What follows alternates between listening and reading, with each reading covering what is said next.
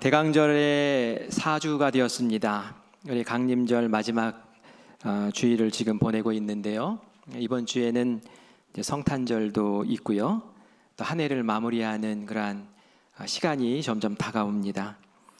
2021년도 코로나와 함께 보냈던 게 어둠의 날들 잘 견뎌서 너무 감사드리고 하나님께서 또 이길 새 힘을 주실 줄 믿습니다.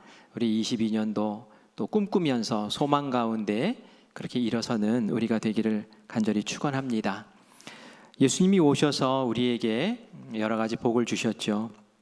그 가운데 가장 큰 선물은 구원받는다라는 거죠. 우리가 지옥 갈 수밖에 없는 죄인이었다가 이제 천국 갈 수 있는 그러한 영원한 생명을 얻게 된 것, 그것이 예수님이 이 땅 가운데 오셔서 주신 가장 큰 선물일 거예요.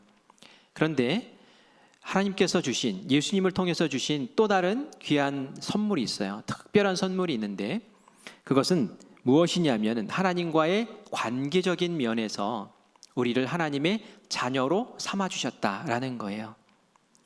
그래서 우리가 하나님 아버지라고 그렇게 고백을 할 수 있는 거죠. 그런데 우리는 아버지, 하나님을 아버지라고 부르는 이것에 대해서 너무 이게 습관화되어 있고 너무 형식화되어 있어서 그 감동이 잘 느껴지지 않을 때가 있어요. 여러분, 하나님 아버지 할 때 가슴이 울컥하고 막 눈물이 찡하고 그렇습니까? 그러면은 그 관계 속에서 내가 정말 감사합니다라는 어떤 그런 감정이 있는 거지만 하늘에 계신 우리 아버지요 라고 했을 때 별 의미가 없고 감동이 없으면 이거 뭔가 좀 찾아야 되는 거예요. 정말 그 의미가 뭔가, 그 뜻이 뭔가, 그것이 나에게 어떤 가치가 있는 것인가, 오늘 그걸 좀 생각해 보려고 해요. 예수님이 오셔서 특별하게 우리에게 주신 것이기 때문에 그래요. 하나님의 자녀가 된다는 건 굉장히 특별한 거예요. 굉장히 특별한 겁니다. 예수님 탄생하시기 전에 마리아에게 천사가 찾아와서 성령으로 네가 잉태해서 아들을 낳을 것이다 라고 예고를 하죠. 그때 빼놓지 않고 했던 말이 뭐냐면 하나님의 아들을 잉태하게 될 것이다 라고 그랬어요. 하나님의 아들, 하나님의 아들을 낳을 것이라는 얘기예요. 예수님이 공생애를 시작하실 때에 세례를 받으시자 하늘에서 하나님의 음성이 들렸어요. 그때 하나님이 뭐라고 축하하셨을까요? 다른 것 아니었어요. 내 사랑하는 아들이요, 내 기뻐하는 자라. 뭐라고요? 사랑하는 아들이라고, 내 아들이라고, 하나님의 아들이라는 것을 확인시켜 주셨죠. 예수님이 제자들 가운데 특별히 베드로에게 고백받았을 때 너무 기뻐하시고 야, 정말 네가 정답을 말했다 하면서 인정해 주셨던 고백이 있었어요. 주는 그리스도시요 살아계신, 맞아요, 하나님의 아들이십니다. 이거 들었을 때 예수님 너무 기뻐하셨어요. 맞아요, 하나님의 아들 예수님. 예수님은 당신이 하나님의 아들이라는 그 정체성을 가지고 이 땅을 그렇게 가치 있게 살아오셨기 때문에 그것을 빼놓을 수 없는 가장 소중한 복이고 또 삶의 근거고 사역의 근거로 그렇게 삼고 사셨던 줄 믿습니다. 베드로 말고도 많은 사람들이 예수님을 하나님의 아들이라고 고백을 했어요. 그의 말씀을 들었을 때, 또 기적을 경험했을 때, 그 삶의 능력을 체험했을 때 그렇게 고백을 했죠. 그런데 예수님이 하나님의 아들이다 라는 이 표현을 너무너무 싫어하는 사람들이 있었어요. 그 당시에. 누구일까요? 바로 유대 종교 지도자들입니다. 제사장, 바리새인, 서기관들. 예수님이 하나님의 아들이라고 하는 것을 견딜 수가 없었어요. 왜냐하면 그들에게는 이것은 바로 신성모독이었거든요. 본디오 빌라도에게 예수님을 십자가에 못 박으라고 요구할 때 그 죄목이 뭐였냐면은 그가 자신을 하나님의 아들이라고 한다라고 그렇게 죄목을 정했던 것을 보면 이들의 마음에 예수님이 나는 하나님의 아들이야 라고 얘기하는 것이 얼마나 속상하고 싫었는지를 알 수 있는 거죠. 당시 유대인들은 하나님의 이름조차 함부로 부를 수가 없었어요. 야훼라는 그런 이름이 있었어요. 하나님의 이름이 있었어요. 그런데 어떻게 우리가 경망스럽게 하나님의 이름을 감히 부르느냐 해가지고 아도나이라고 불렀어요. 아도나이. 그거는 우리나라 말로 하면 나의 주님이에요. 그래서 우리는 하늘에 계신 하나님 아버지 이렇게 주기도문을 하지만 그들의 표현으로 쓴다면 이렇게 하는 거예요. 하늘에 계신 우리 나의 주님 이렇게 하나님 이건 말을 못하는 거예요. 그 정도로 하나님을 귀하게 존중하고 경외하는 그들인데 예수님이 사람의 몸으로 하는 이야기가 나는 하나님의 아들이다 막 이러고 다니니까 이거는 뭐 있을 수가 없는 일이죠. 받아들일 수가 없는 얘기예요. 그렇게 하나님의 자녀가 된다라는 것은 말이죠, 특별하다는 거예요.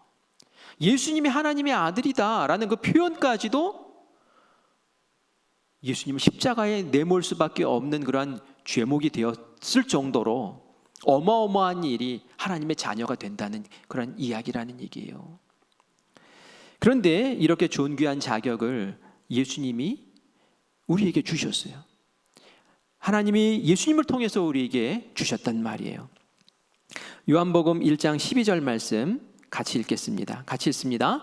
영접하는 자, 곧 그 이름을 믿는 자들에게는 하나님의 자녀가 되는 권세를 주셨으니, 예수님을 영접하는 자, 빛으로 오신 예수님, 생명으로 오신 예수님을 내 마음 가운데 받아들이는 자, 믿는 자들에게는 특별한 변화가 일어나는데, 그것은 마귀의 종이었다가 마귀의 자녀였다가 하나님의 자녀로 바뀌는 그런 관계에 놀라운 변화가 생긴다라는 거예요.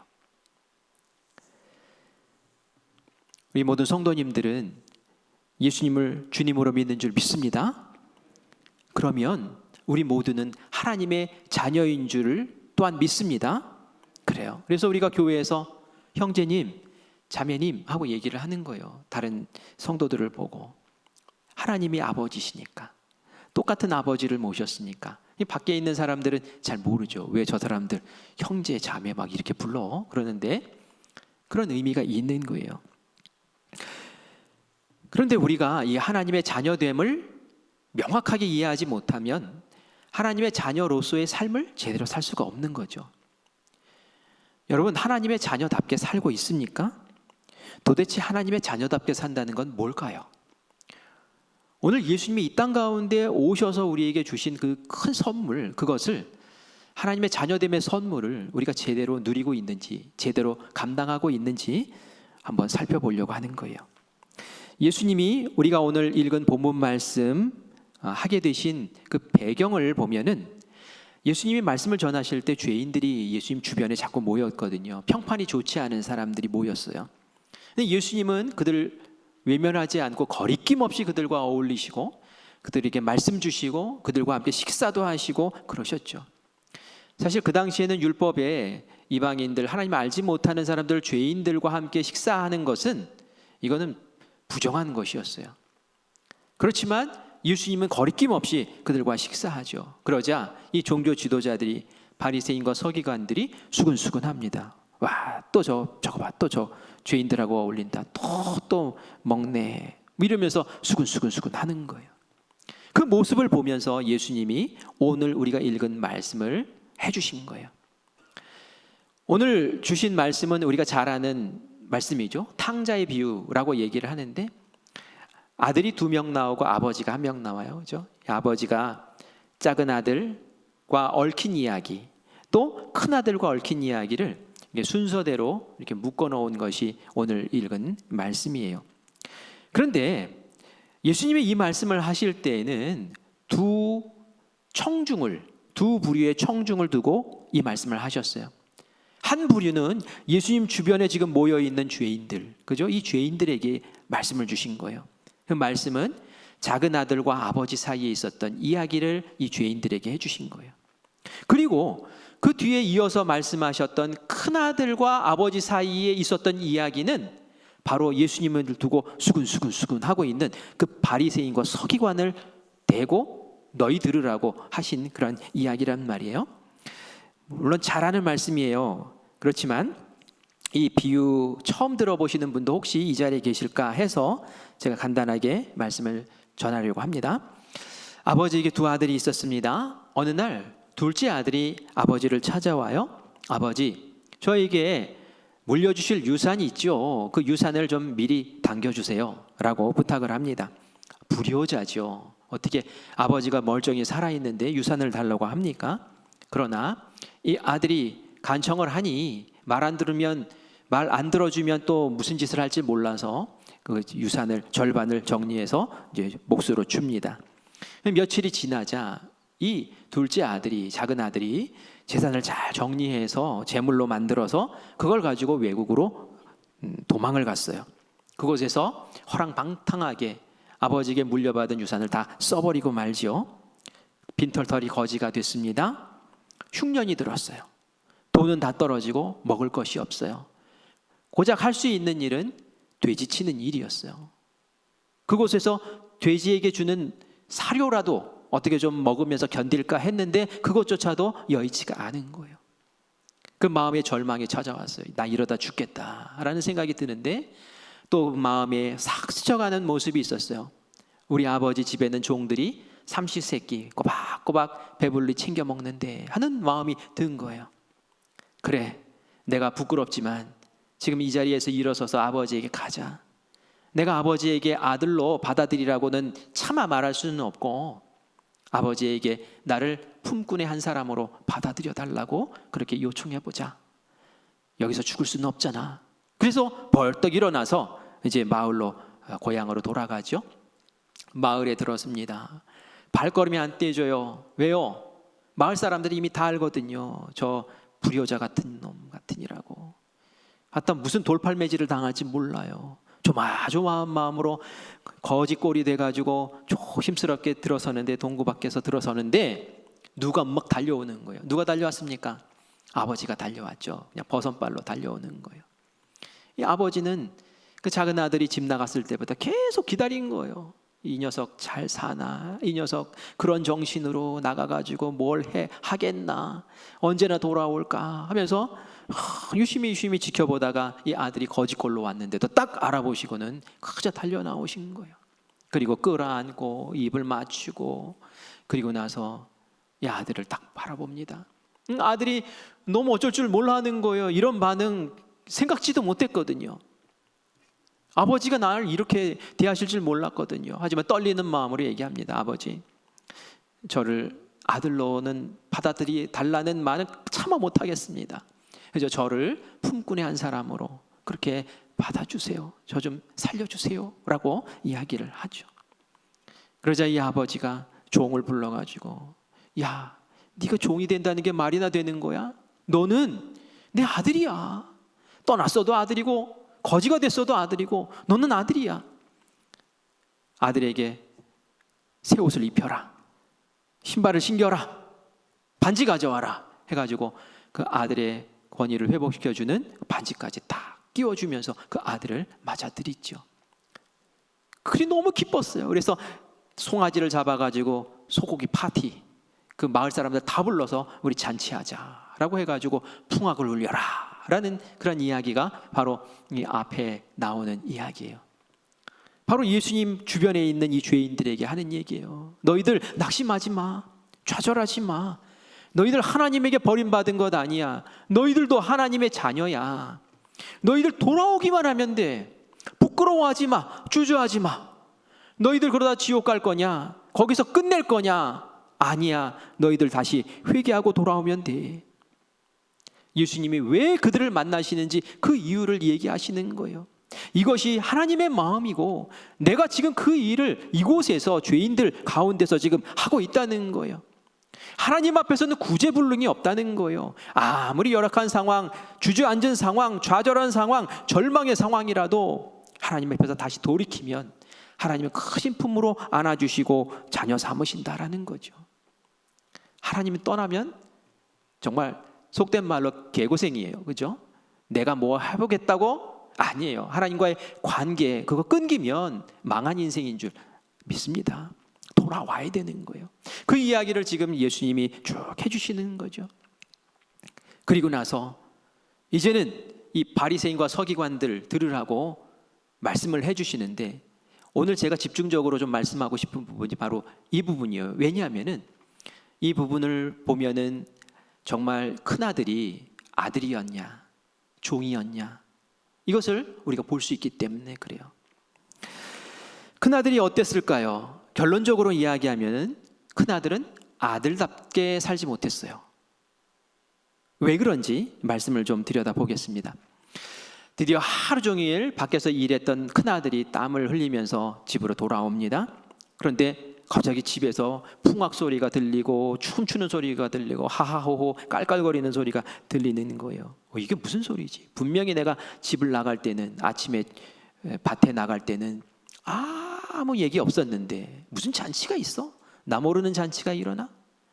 궁금한 차에 종이 한 명이 딱 나오는 거예요. 집에서. 종에게 묻지요. 무슨 일이냐? 그랬더니 종이 자초지종을 쫙 설명을 합니다. 작은 아들이 돌아왔다는 얘기를 하는 거예요. 아버지가 너무 기뻐하시더라는 거예요. 그래서 마을 잔치를 벌였다는 거예요. 이 큰아들이 그 얘기를 들으니까 기뻤을까요? 아니요, 안 기뻐요, 안 기뻐요. 그 마음에 분이 올라와요. 분이 올라와요. 종이 얼른 들어가십시오. 빨리 그 잔치 자리에 가셔야죠. 못 가, 못 가. 아버지가 그 잔치 벌이셨어? 못 가 하면서 딱 거절을 하는 거예요. 아버지의 말을 거절하는 거예요. 이 아버지는 하나님이죠. 하나님의 말씀을 거절해버리는 거예요. 그러면서 그 속상한 마음을 표현을 하는데 오늘 우리가 읽은 29절의 말씀입니다. 우리 같이 읽어볼까요? 아버지께 대답하여 이르되 내가 여러 해 아버지를 섬겨 명을 어김이 없거늘 내게는 염소 새끼라도 주어 나와 내 벗으로 즐기게 하신 일이 없더니 라고 얘기를 해요. 아버지, 제가 아버지 버리지 않고 아버지와 함께 이곳에서 얼마나 함께 아버지께 충성하면서 그렇게 살았습니까? 누가 아버지 모셨습니까? 바로 접니다, 저. 그런데 아버지, 제 친구들과 저를 위해서 염소 새끼라도 한 마리 잡아주신 적이 있습니까? 아버지, 생각해 보십시오.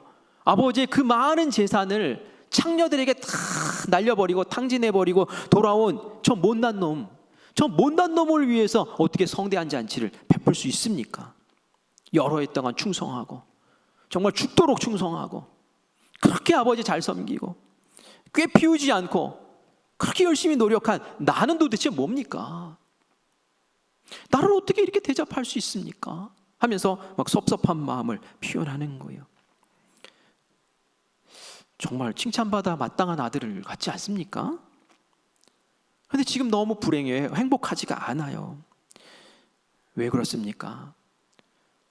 이 큰아들의 마음에는 아버지의 생각이 잘못된 거예요. 큰아들의 마음은 어떻습니까? 인과응보. 잘못했으니까 아버지의 재산 탕진해버렸으니까 거지돼서 왔으니까 어떻게 됩니까? 죄인 돼서 왔으니까 어떻게 됩니까? 당장 쫓아내든지 당장 벌을 주든지 뭐 어떻게 해야 되는 거 아닙니까? 근데 지금 아버지가 하는 일 공감을 할 수가 없는 거예요. 지금 말하는 이 큰아들이 누굽니까? 바로 바리새인과 서기관이라는 거예요. 바리새인과 서기관. 바리새인과 서기관이 지금 예수님을 이해하지 못하잖아요. 왜 저러고 있어? 저런 죄인들과 왜 어울리고 있어? 왜 저의 죄인들에게 왜 복음을 전하고 있어? 왜 그들과 함께 식사를 하고 있어? 왜 그들에게 하나님의 자녀가 된다는 얘기를 헛소리를 하고 있느냐는 거예요. 저들은 지옥 갈 사람들인데 저희들은 벌 받아야 될 사람들인데 왜 저러고 있느냐는 거예요. 지금 큰아들 그 바리새인 서기관 같은 모습이라는 거예요. 이 바리새인과 서기관들 어떻습니까? 예배 잘 드린 사람들이에요. 또 일주일에 며칠씩은 금식하면서 기도하는 사람들이에요. 헌금 생활 철저한 사람들이에요. 봉사 열심히 한 사람들이에요. 그런데 이 죄인들은 어떤 사람입니까? 때로는 하나님 멸시하기도 하고 하나님 우습게 알기도 하고 빈둥거리기도 하고 정말 하나님 보시기에 딱 벌받아서 죽어야 될 사람들, 그런 사람들인데 예수님이 그 사람들에게 살려보겠다고 애쓰는 그 모습이 너무 못마땅한 거죠. 정말 안타까워요. 예수님이 지금 안타까운 거예요. 그 안타까운 마음을 이렇게 비유를 통해서 이야기를 하시는 거예요. 예수님 뭐가 안타까웠을까요? 이 큰아들의 모습이 너무 안타까운 거예요. 분명히 아들의 입장, 아들의 자격으로 지금 아버지를 모시면서 그렇게 충성스럽고 충실하게 그렇게 살았는데 그 삶의 본래의 모습은 아들의 모습이 아니라 종처럼 살았다는 거예요. 종처럼. 그 속마음, 그 진심을 들여다보니 그렇지가 않았다는 거예요. 아버지의 진심은 뭡니까? 우리 32절 말씀 같이 보겠습니다. 32절 볼게요. 같이 읽습니다. 이 내 동생은 죽었다가 살아났으며 내가 잃었다가 얻었기로 우리가 즐거워하고 기뻐하는 것이 마땅하다 하니라. 아멘. 아버지의 진심은 뭡니까? 하나님의 진심이에요. 그것은 죽었다가 살아나는 것, 잃었다가 찾는 것, 한 영혼 살리는 것, 한 사람 구원하는 것, 그것이 아버지의 최고의 관심이었다는 거예요. 이것을 하는 것은 당연한 거고 마땅한 거라는 얘기예요. 이것은 즐거운 일이고 기뻐해야 될 일이라는 거예요. 그런데 아버지의 마음을 모르는 이 큰아들은 그 속에 어떤 마음을 가지고 있었을까요? 그 큰아들의 진심이 뭘까요? 31절 말씀을 보겠습니다. 이건 아버지가 큰아들의 마음을 간파해서 하는 얘기입니다. 같이 읽을게요. 아버지가 이르되 예 너는 항상 나와 함께 있으니 내 것이 다 내 것이로되 이렇게 얘기하고 있어요. 그런데 너는 그렇게 생각하지 않는다는 얘기예요. 지금 아버지와 늘 함께 있는 자녀이니까 내 건 다 네 거야. 다 네 거야. 그런데 왜 이걸 가지고 염려하고 왜 이걸 가지고 근심하고 이걸 가지고 분을 내고 이걸 가지고 지금 어려워하니? 라는 거예요. 지금 큰아들의 마음에는 말이죠. 자기가 가져야 될 것을 나눠야 될 것 같은 그런 불안함이 있는 거예요. 내가 손해볼 것 같은 그런 불안함이 있는 거예요. 동생 떠나고 그리고 나서 아버지 유산지 누구 것이 되었습니까? 이제 남은 거 다 내 거예요. 동생이 했던 일 이제 안 하게 되니까 그 일까지 내가 다 감당하고 있는 거예요. 충성을 다하고 열심을 다할 때에 그가 열심을 낼 수 있었던 그 원천, 그 소망이 뭡니까? 이걸 열심히 해서 아버지 재산을 팍 불려놓고 그리고 이걸 내가 다 받아야지. 그렇게 생각하고 있는데 아니 집 떠났던 아이가 다 탕진하고는 다시 돌아왔는데 아버지가 반지를 끼워줘요? 아들이래요. 그럼 이건 뭐야? 또 나눠가는 거야? 내 거 또 뺏어가는 거야? 이건 아니잖아. 나의 충성, 나의 헌신, 나 이거 인정받고 싶어. 그런데 왜 와서 내 몫을 또 나누려고 하는 거야? 오지 마. 꺼져. 싫어. 이건 내 거라니까. 이런 마음을 가지고 있었던 거예요. 하나님 그 마음을 아시는 거예요. 걱정하지 마. 내 건 다 네 거야. 그러면서 지금 그 마음을 달래주고 계시잖아요. 큰아들은 아버지 곁에 있었어요. 하지만 아들의 모습으로 있는 것이 아니라 정말 품꾼의 모습으로 있었던 거예요. 내가 이만큼 일했으니 이만큼 주세요. 내가 이만큼 충성했으니 이만큼 주세요. 내가 일한 만큼 나를 인정해 주세요. 그게 종의 모습 아닙니까? 겉은 아들과 같지만 그 속은 꼭 종처럼 살고 있었다는 거예요. 종의 의무감, 내 것을 뺏길 것 같은 그런 불안감, 그 자리에 나는 못 들어가겠다. 아버지의 그 기뻐하심에 나는 참여할 수 없다라는 것이 지금 이 아들의 모습인 거예요. 이렇게 생활하는 게 얼마나 피곤하고 답답합니까? 예수님이 답답하게 보시는 거예요. 근데 우리가 신앙생활할 때 이렇게 신앙생활하면 정말 답답한 거라는 얘기예요. 하나님 앞에 신앙생활할 때 하나님께 뭐 받으려고만 신앙생활하고 있다면 이거 정말 피곤한 일이라는 거예요. 자꾸 다른 사람 더 준 게 보여요.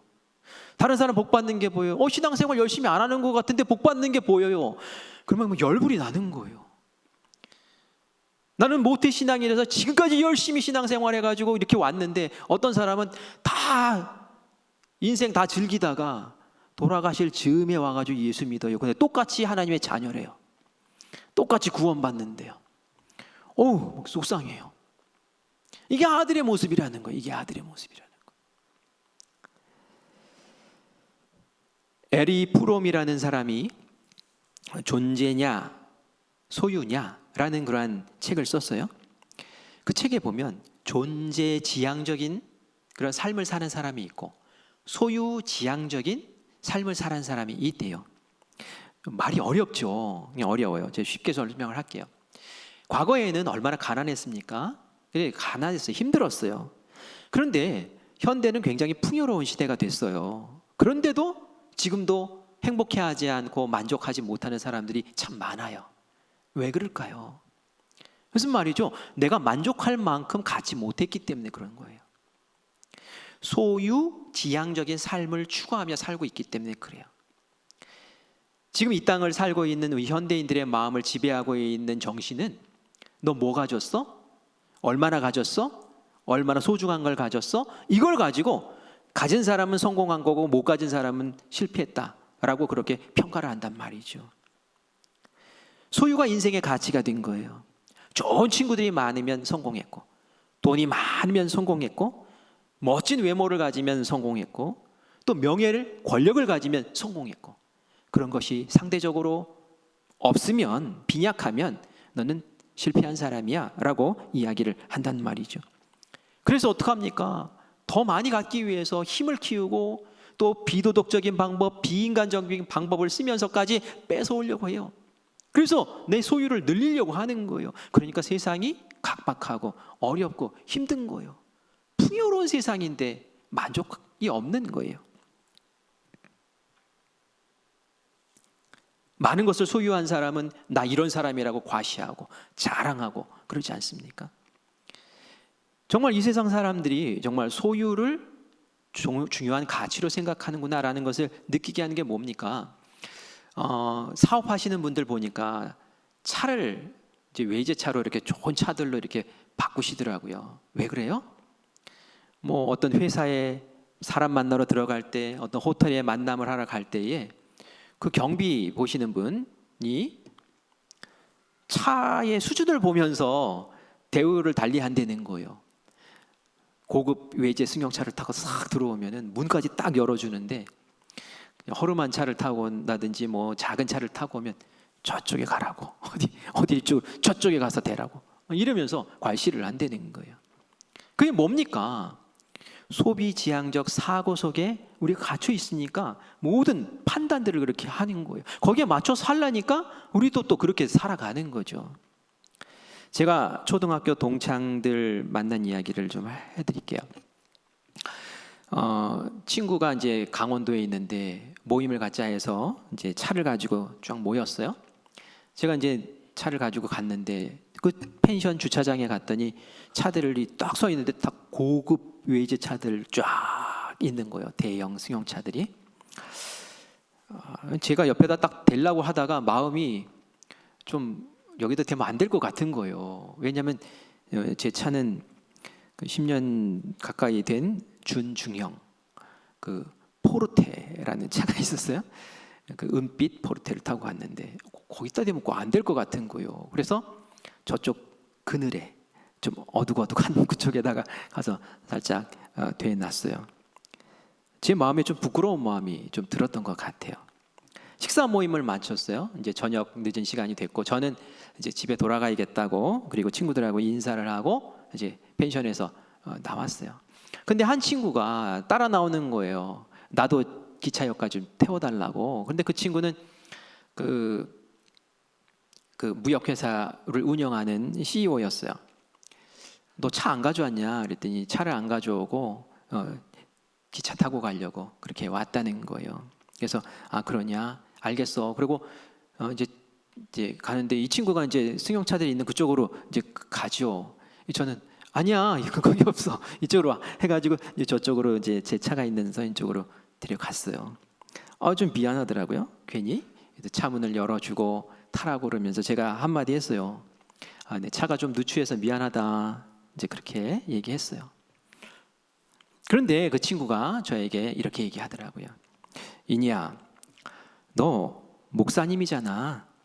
네가 이런 차 타고 다니는 거 그거 내가 볼 때는 네가 더 목사님 나와 보이는데?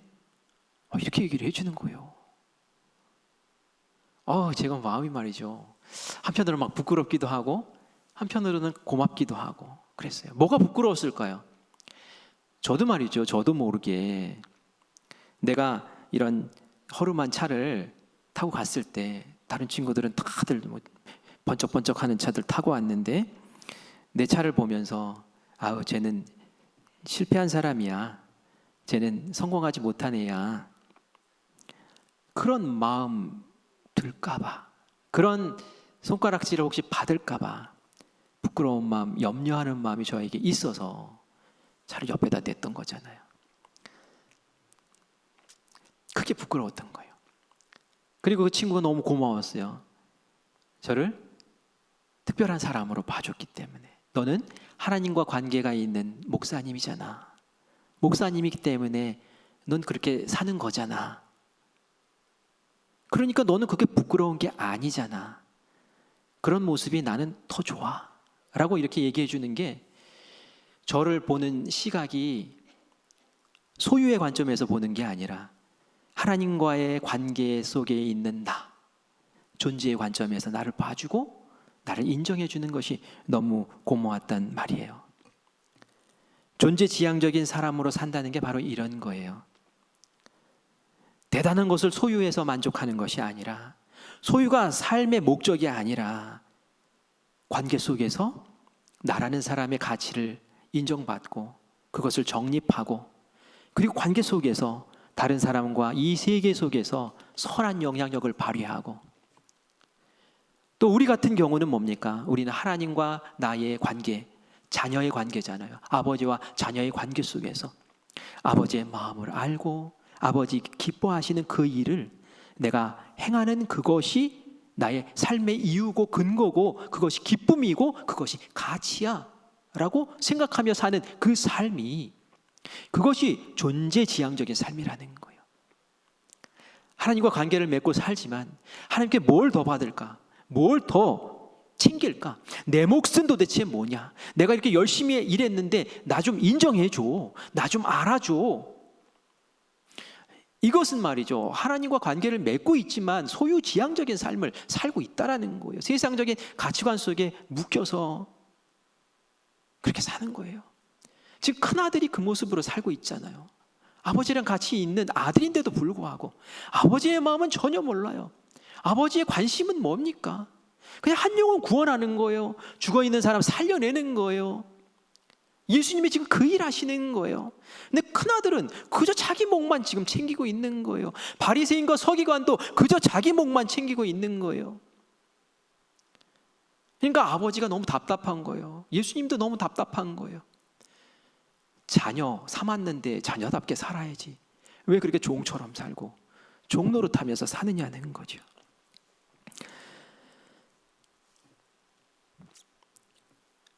존재가 내 삶을 이끕니다 라고 고백하는 사람은 소유에 대해서 마음이 없어요. 많고 적으냐에 대해서 관심이 없어요. 그러니까 자기의 것 나눠줄 수 있는 거예요. 자기의 시간 나눠줄 수 있는 거예요. 자기의 물질 흘려보낼 수 있는 거예요. 그러면서 그 물질이 필요한 사람들 그거 갖고 살아나는 역사가 그들을 통해서 일어난단 말이죠. 그것이 진정한 기쁨이고 그것이 하나님께서 행복하게 여기시는 복인 줄 믿습니다. 성경에 이런 경지 이른 사람들의 이야기가 나와요. 여러분 하박국 선지자 아시잖아요. 하박국 하면 딱 떠오르는 게 뭐예요? 무엇이 없어도 막 그런 나오잖아요. 그죠? 우리 하박국 3장 17절 18절 같이 읽어볼까요? 같이 읽습니다. 비록 무화과 나무가 무성하지 못하며 포도나무에 열매가 없으며 감람나무에 소출이 없으며 밭에 먹을 것이 없으며 우리의 양이 없으며 외양간에 소가 없을지라도 나는 여호와로 말미암아 즐거워하며 나의 구원의 하나님으로 말미암아 기뻐하리로다. 아멘. 이 하박국이 살 때는 바벨론이 이스라엘 침공했던 때예요. 다 짓밟아 버렸어요. 침략해가지고 다 약탈해간 거예요. 그러니까 없는 거예요. 먹을 게 없는 거예요. 우리의 양도 없고 소도 없고 정말 빈털터리가 된 거예요. 그러면 슬퍼해야 되잖아요. 소유가 나의 기쁨이고 나의 삶의 가치였다면 슬퍼해야 되잖아요. 근데 그렇지 않아요. 기뻐해요. 왜 기뻐합니까? 하나님이 나의 구원자시고 하나님과 나의 관계는 여전하니까. 이것은 그 외적들도 바벨론 사람들도 빼앗아 갈 수 없는 것이니까. 나는 여전히 하나님의 사람으로 그 관계 속에서 내가 지금 살고 있으니까. 존재지향적인 삶. 하박국은 그 삶을 붙잡고 있었기 때문에 어떤 그 외적인 환경 가운데서 흔들리지 않고 그렇게 그 마음을 지켜나갈 수 있었을 줄 믿습니다. 바울도 그런 사람이었어요. 바울도 있느냐 없느냐에 연연한 사람이 아니었어요. 빌립보서 4장 11절 12절 말씀 우리 보겠습니다. 같이 읽을게요. 내가 궁핍함으로 말하는 것이 아니니라. 어떠한 형편에든지 나는 자족하기를 배웠노니 나는 비천에 처할 줄도 알고 풍부에 처할 줄도 알아. 모든 일 곧 배부름과 배고픔과 풍부와 궁핍에도 처할 줄 아는 일체의 비결을 배웠노라. 아멘. 바울은 부한 것도 경험했어요. 또 가난한 것도 경험을 했어요.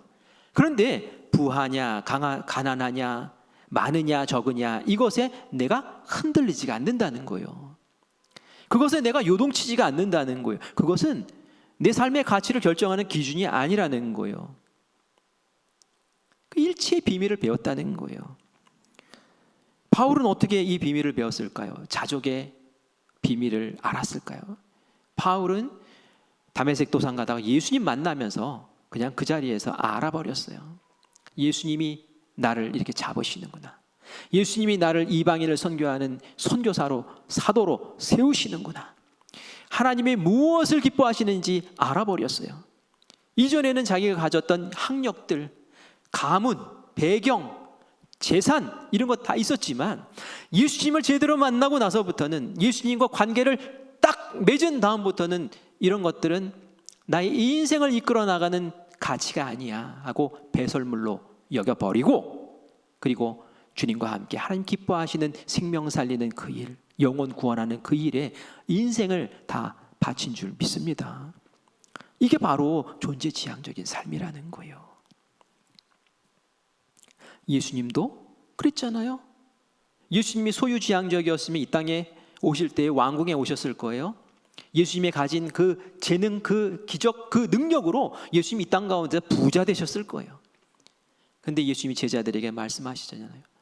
여우는 굴이 있지만 나는 여우가 있는 그 굴조차도 없다고, 머리 둘 곳조차도 없다고. 하지만 예수님이 행복하게 십자가까지 걸어가셨고 우리를 구원하시는 그 놀라운 일, 하나님의 가장 기뻐하시는 그 일을 행하시고 지금 하나님 우편에 앉아 계시는 줄 믿습니다. 아버지 곁에 있다고 아들 되는 거 아니더라고요. 그렇죠? 큰아들이 아버지 곁에 있어도 아들 아니잖아요. 종같이 살았잖아요. 그래서 우리가 우리의 마음을 깨워야 되는 거예요. 우리가 예배 드린다고 하나님 만나는 게 아닐 수도 있다는 거예요. 예배 자리에 참석하는 것과 예배 드리는 건 다른 거예요. 새벽 기도의 자리에 나오는 것과 새벽 기도 드리는 건 다른 거예요. 그 자리에 있느냐가 중요한 것이 아니라 정말 하나님을 만나느냐, 정말 하나님의 아버지로 만나느냐, 정말 그분이 나의 아버지시냐, 내가 정말 그분의 마음, 그 마음이 내 마음이냐, 이것이 중요하다는 얘기예요.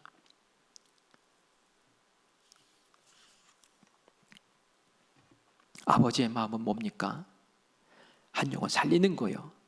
그것이 내 인생의 가치고 그것이 내 삶의 기쁨이고 자랑이고 그것이 긍지라면, 그래서 예수님처럼 누구든지 다시 하나님께 돌아올 사람이 있다면 다 용납하고 끌어안고 그들을 하나님 품에 안길 그러한 마음이 있다면 그건 정말 하나님의 자녀 자격이 있는 거죠. 그런데 이건 내 건데 나를 인정해 주세요. 내가 이렇게 충성했잖아요. 이건 아직 멀었어요. 아들 같지만 아직 종이라는 거예요. 아버지가 너무 답답하죠. 예수님 말씀하세요. 요한복음 15장 15절 말씀 읽어볼게요. 이제부터는 너희를 종이라 하지 아니하리니 종은 주인이 하는 것을 알지 못함이라. 종은 어떻대요? 해요. 하긴 해. 아주 충성스럽게 하긴 해요. 근데 뭘 몰라요? 주인이 하는 걸 몰라요. 주인의 마음을 모른다는 거예요. 주인이 왜 그걸 하는지를 모른다는 거예요. 그 종은 시키는 대로 하는 거예요. 시키는 대로 하고 한 만큼 돈 받는 거예요. 그게 종의 모습이라는 거예요.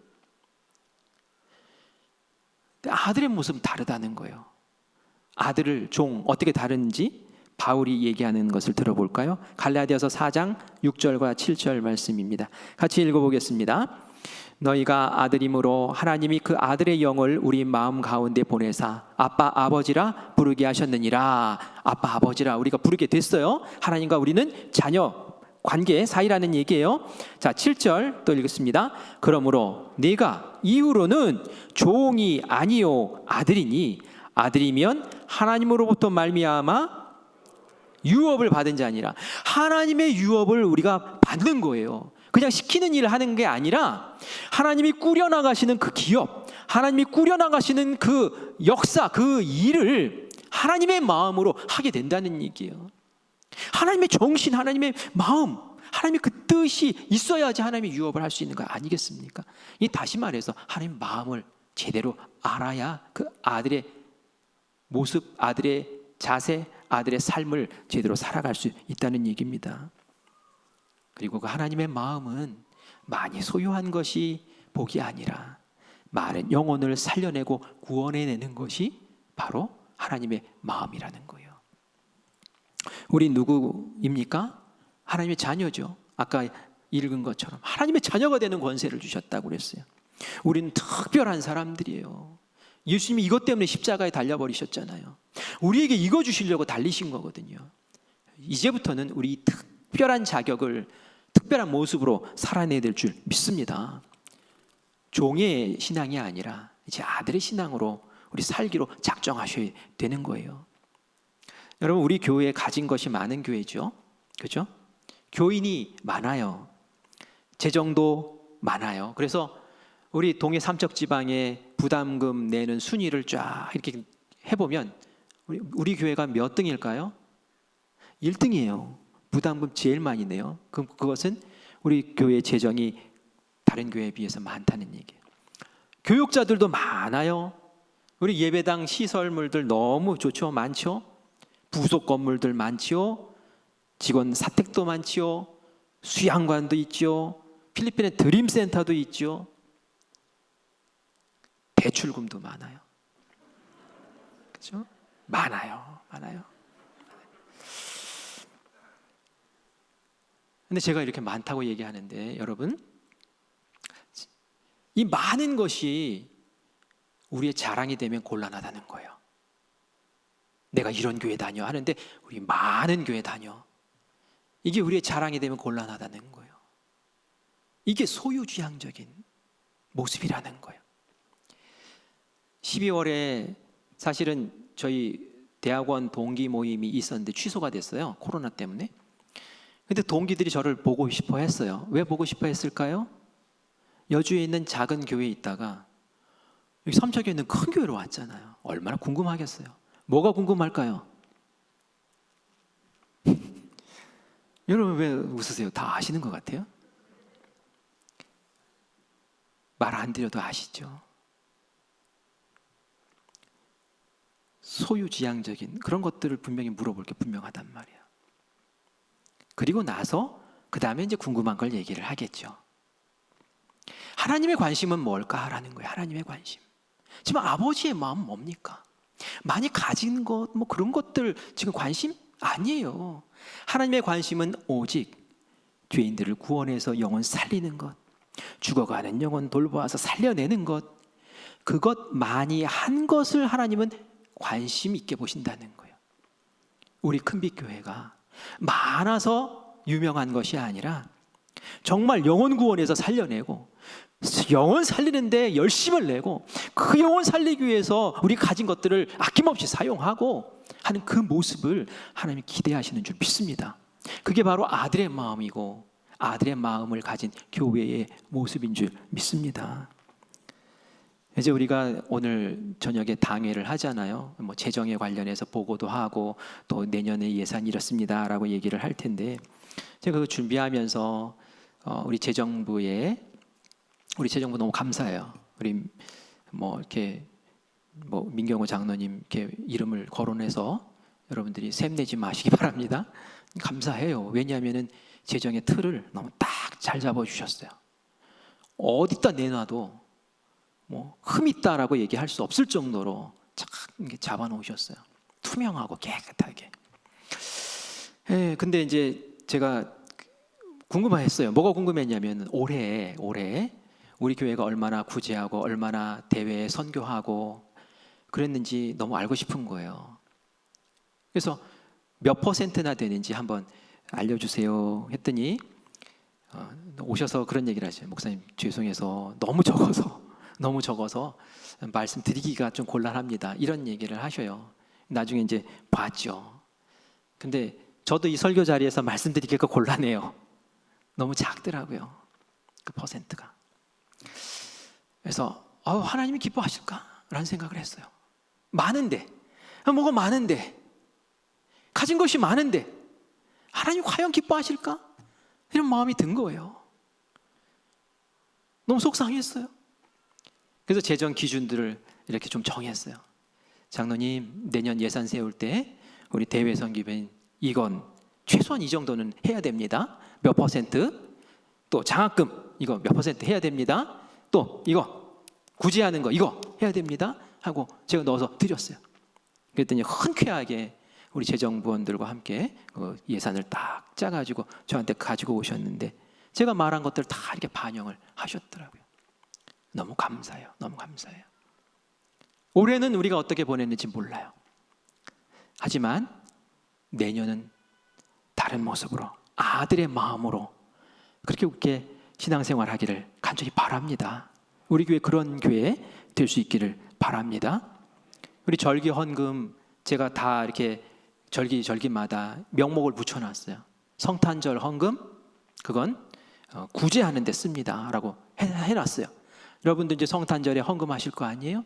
그 헌금 다 구제하는 데 들어갈 거예요. 여러분들이 그냥 헌금하는 마음으로 하지 마시고 하나님 영혼 살리는 일에 제가 이 물질을 구별해서 드리오니 이 물질로 구제하는 일, 그 역사를 하나님 반드시 이루어 주시옵소서 라는 그런 마음으로 하나님께 드리시기를 바라요. 그 하나님 마음을 가지고 그렇게 드리시는 것과 그냥 형식적으로 드리는 것과 너무 다른 거예요. 아버지의 마음을 다시 회복합시다. 그 삶을 우리 살아갑시다. 우리 설교 제목이 뭐 종 이야기도 나와서 제가 종 이야기를 간단하게 하고 마칠 텐데요. 아버지의 마음을 아들이 받고 그 뜻을 알고 그리고 행할 때는 어떻게 행합니까? 종처럼 행하는 거예요. 종처럼 순종하는 거예요. 종의 그 100% 순종하는 모습으로 그렇게 순종하는 것, 그것이 하나님이 기뻐하시는 우리의 모습인 줄 믿습니다. 우리 같이 찬양할게요. 아버지 당신의 마음이 라는 찬양이에요. 가사가 참 좋아요. 아버지 당신의 마음이 있는 곳에 나의 마음이 있기를 원합니다 라는 거예요. 아버지 마음은 저기 있고 내 마음은 종의 마음이고 이게 아니라 아버지 마음 거기 있고 저는 아들로서 그 마음을 이해하는 아들로서 저도 아버지 마음 있는 곳에 제 마음 둘게요. 그거죠. 아버지 당신의 눈물이 고인 곳에 나의 눈물이 고이기를 원해요. 아버지 당신의 시선이 머무는 그곳에 저도 내 시선을 두고 그렇게 사랑하고 살리는 일을 하고 싶어요 라는 것이 이 찬양의 내용입니다. 우리 함께 아들의 마음으로 같이 찬양하기를 원합니다.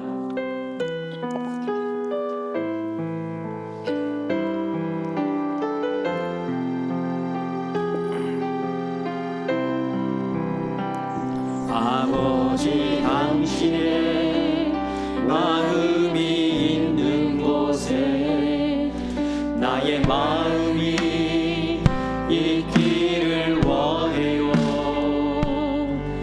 아버지 당신의 눈물이 고인 곳에 나의 눈물이 고이길 원해요. 아버지 당신이 바라보는 영원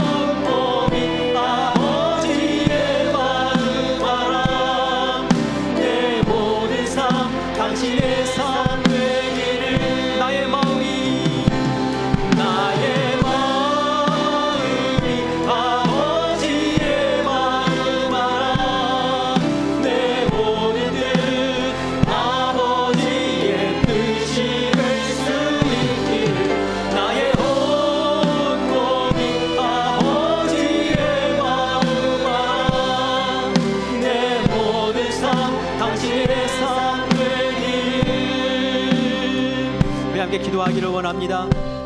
나의 시선이 어디에 가 있습니까? 소유에 가 있습니까? 하나님께서 맺어주신 하나님과 나 사이의 그 자녀의 관계에 가 있습니까? 하나님, 내가 이 세상을 보고 사람들을 보는 그 시선이 어디에 가 있습니까? 돈 많은 사람, 소유가 많은 사람을 내가 좋아합니까? 낙심해서 정말 주저앉고 좌절해서 하나님이 필요한 그곳에 나의 시선이 가 있습니까? 내가 하나님 곁에 있고 하나님의 자녀라고 이야기하면서 마치 삭군받는, 품꾼받는 그러한 종의 모습으로 그렇게 살고 있는 것은 아닌지 다시 한번 내 인생을 돌이켜보게 하여 주시고, 아버지 하나님, 주님의 자녀답게, 주님의 아들답게, 주님의 딸답게 하나님 마음 품고 이 세상을 이끌어 나가는 주님의 큰 빛이 될 수 있도록 주님 역사하여 주시옵소서. 우리 함께 기도하기를 원합니다. 주님 한 번 부르고 함께 기도합니다. 주여, 아버지 하나님, 우리 사랑하는 이들에게 주님의 마음을 알려주시고 주의 뜻을 알려주시니 은혜를 감사합니다. 우리의 삶에 주님께서 평강을 허락하여 주시고 은혜를 베풀어 주시옵소서. 아버지 하나님, 주님 은혜 가운데서 우리가 신앙생활하면서도 하나님께서 왜 나에게 많은 것 주지 않느냐고 불평했던 모습이 우리의 모습 아닙니까? 그것으로 인하여 좌절하고 낙심했던 것이 우리의 모습 아닙니까? 아버지 하나님, 이제는 눈을 다시 한번 들게 하여 주시옵소서. 하나님의 그 마음이 우리의 마음 되게 하여 주시어서 하나님 아버지, 이 땅 가운데서 주님이 하기 원하셨던 그 소망의 역사들, 아버지 우리 인생 가운데 주셨던 그 소망의 가치들을 하나님 실현해 나갈 수 있는 우리들이 되게 하여 주시옵소서. 가진 것이 많지 않다고 부끄러워하지 말게 하여 주시옵소서. 하나님의 맡기신 귀한 일들 하나님의 손잡고 뚜벅뚜벅 걸어나가는 그 길이 정말 의미있고 가치있고 하나님께 인정하시고 천국에서 하나님께서 귀하게 상 내리실 귀한 자리임을 알게 하여 주시옵소서. 우리에게 종의 마음이 아닌 아들의 마음으로 이제 한번 다시 살게 하여 주시고, 이 교회가 아버지 하나님 아들된 교회, 하나님 아버지 뜻을 이루어드리는 귀한 교회 될 수 있도록 주님이 역사하여 주시옵소서. 주님의 뜻을 공감하며 하나님 한날 한날을 살아가는 우리가 되기를 원합니다. 우리가 가진 것들로 하나님 아버지 나누기를 원합니다. 우리에게 품게 하신 것들로 베풀기를 원합니다. 이제는 하나님 아버지 것이 마르고 닳도록 사용하여 하나님 아버지 죽어가는 영혼들 살리고 아버지 생명을 회복하는 우리 교회 되게 하여 주시옵소서. 예수님의 이름으로 간절히 기도합니다. 아멘. 예수님은 아버지 되신 하나님의 그 마음에 공감해서 이 땅 가운데 내려오시는 것 주저하지 않고 흔쾌히 감당하신 줄 믿습니다. 우리도 예수님처럼 아들의 마음으로 주님 앞에 서기를 간절히 원합니다. 세상적인 가치관이 아니라 하나님께서 맺어주신 하나님과 나 사이의 귀한 관계, 그 귀한 인생의 길을 아버지 하나님 힘있게 걸어갈 수 있는 우리 모두가 될 수 있도록 주여 역사하여 주시옵소서. 우리에게 많은 것을 이미 주셨습니다. 우리 교회에도 이미 많은 것을 주셨습니다. 이 주신 소유가 우리의 우상이 되지 말게 하여 주시옵소서. 이 소유가 우리 교회의 목적이 되지 않게 하여 주시옵소서. 이제는 주신 것들 나누게 하시고 베풀게 하시고 마르고 닳도록 사용하게 하여 주시어서 하나님 이것을 통해 죽은 영혼 살려내고 하나님의 은혜의 역사를 이 땅 가운데 편만하게 펼쳐내는 정말 큰 빛교회 되게 하여 주시옵소서. 우리가 그러한 인생 살기를 원합니다. 우리가 그런 신앙의 삶 살기를 원합니다. 우리가 그런 성탄절 맞기를 원합니다. 주님, 우리를 사용하여 주시옵소서. 예수님의 이름으로 간절히 기도합니다. 아멘.